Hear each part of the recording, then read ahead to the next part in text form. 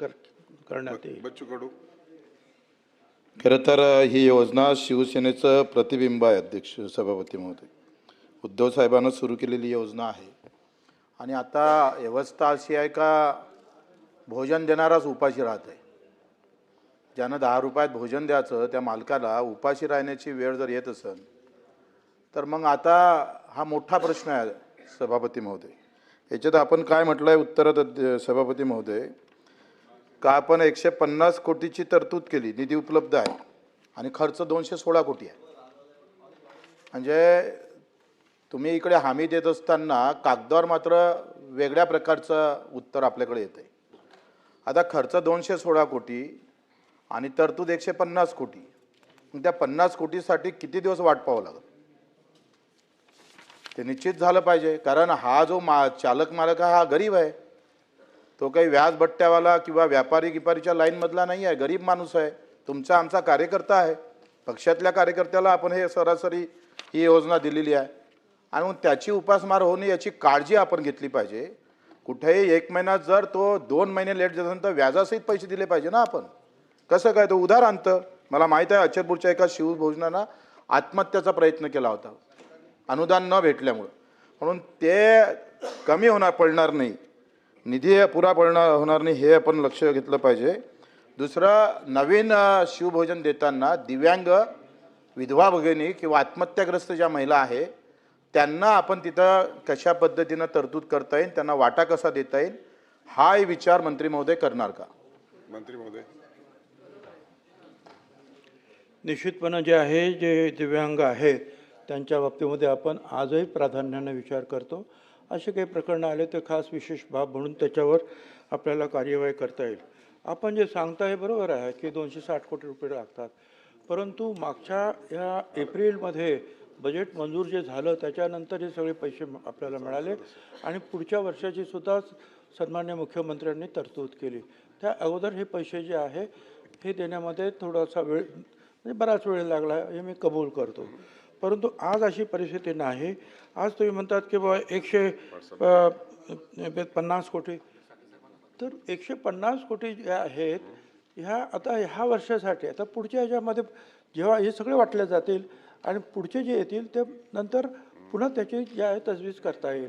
त्यामुळे आता कुठे काही अडचण निर्माण होईल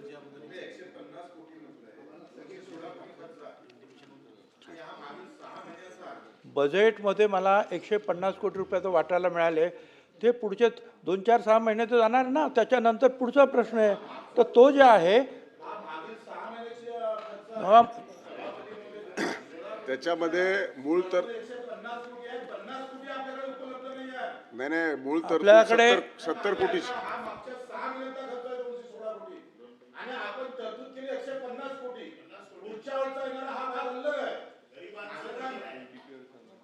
महोदय कसं आहे, हे सभागृह आहे, इथं सत्यता फार महत्त्वाची आहे. या सभागृहातून लोकांना आशा त्याच्या काही कुठेतरी त्याची निराशा होणार नाही. मंत्री महोदयाच्या उत्तरात जर आम्ही असं ऐकून घेतलं का आता आम्ही पुढच्या वेळेला वेगळी तरतूद करू आणि आता हे वेगळी आहे असं होऊन नाही चालणार. हा 6 महिन्याचा न भेटलेला निधीचं बोलतोय आम्ही. खर्च 216 कोटी, तरतूद 150 कोटी, म्हणजे त्या 50 कोटीवाल्याला अजून किती 4 महिने थांबावं लागणार का?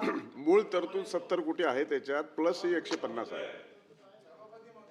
सभापती महोदय, हे मागच्याच वर्षाचे जे थकलेले पैसे होते त्यामुळे काही अडचण निर्माण झाली होती, ते सगळे पैसे जे आहे मागच्या बजेटमध्ये देण्यात आले आणि आता पुढच्या बजेटसाठी पुढच्या वर्षासाठी जे आहेत जे पैसे आपल्याला लागणार आहेत 216 किंवा काही जास्त लागतील त्यातले 150 कोटी रुपये प्राप्त झालेले आहेत आपल्या बजेटद्वारे. पण मी आता काय पुढच्या जे डिसेंबरचे पैसे तर आज नाही देणार ना. नाही थांबा हो, लेट मी फिनिश मिस्टर बाबा, जर माझा ऐकून तर घ्या. पुढच्या महिन्याचे पैसे आज आपण देणार नाही. त्यांचं संपल्यानंतर आपल्याला काही बोलायचं असेल तर देतोय. बसा, मंत्री महोदयाचं पूर्ण होऊ दे. आपण बसा जरा. मंत्री महोदयाचं उत्तर पूर्ण होतंय, आपण बसा जरा.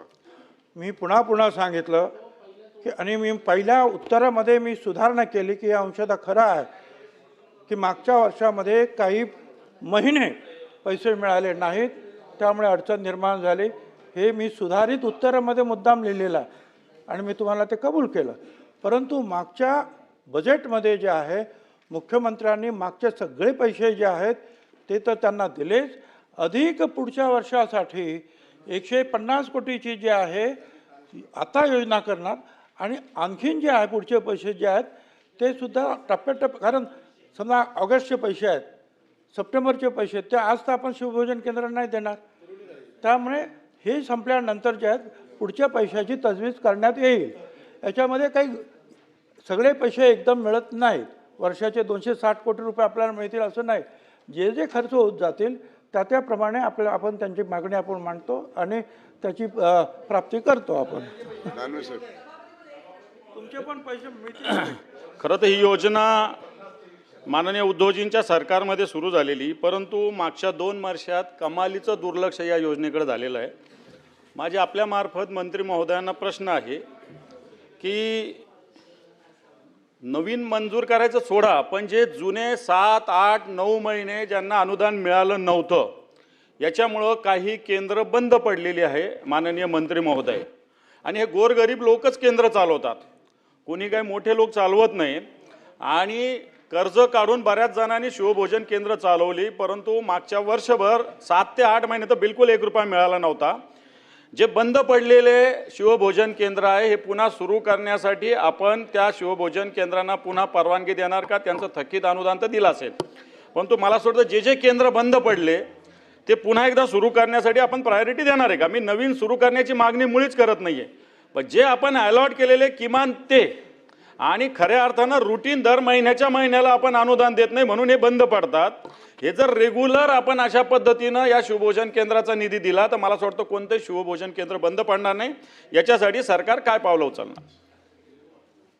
महोदय, खरं तर मी सुधारित उत्तरामध्ये सांगितलेलं होतं की काही महिने मिळाले नाही, हे खरं आहे. आता मी सुधारित उत्तर दिलं.